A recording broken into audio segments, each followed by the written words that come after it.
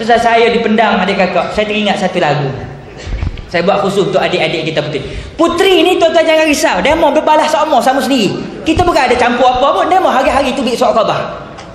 Azalina akan mempertahankan. Yang sore pula datang, Royhan akan mempertahankan. Yang ini mengadu pula, dia beli van tanpa ketahuan Majlis Tertinggi UMNO. Demo sendiri buat pasal. Kita tak ada apa, kita tak campur apa.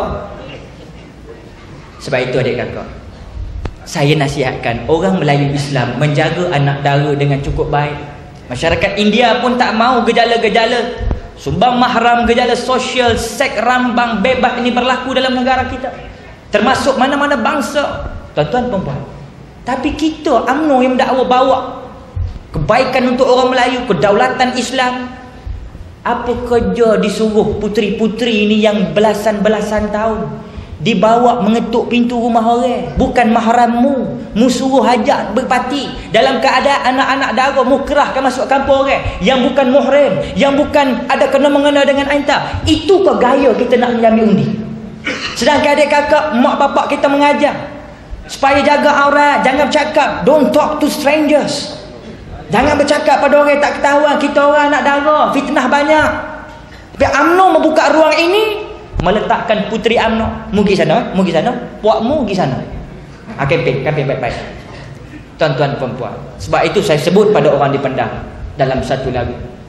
Dari kerana mata yang mempunyai kuasa, oh jangan tergoda dengan senyumannya. Maafkan ku Azalina. Itu hak lembut aja tu Azalina.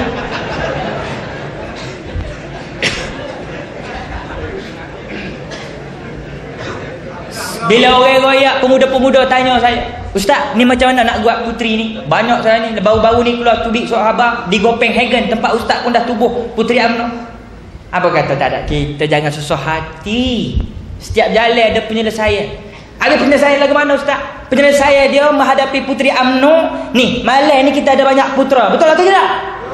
Ada tak putera PAS ni? Kalau ada putera PAS atau putera BA, kita pakak-pakak mengorak sore-sore puteri UMNO, bawa demo tarbiyah elok-elok, jadikan isteri yang solehah. Boleh atau tidak? Itulah tujuan kita beragama. Jumpa mak bapak dia elok-elok, berpantun sikit, pantun ada seka, anak tepat, atas bulan butet, 7 ekor perut lapar, jalan cari makan. Makna ayam tua tahu lah, oh dia ni nak jadi tupai, tak nak jadi beruk, dia ni bagus. Tahu dia terima. Ini nak jadi beruk juga, buah yang busuk dia korek juga, itu beruk. Hak tupai ni hak molek-molek kita malam ni, insya-Allah taala.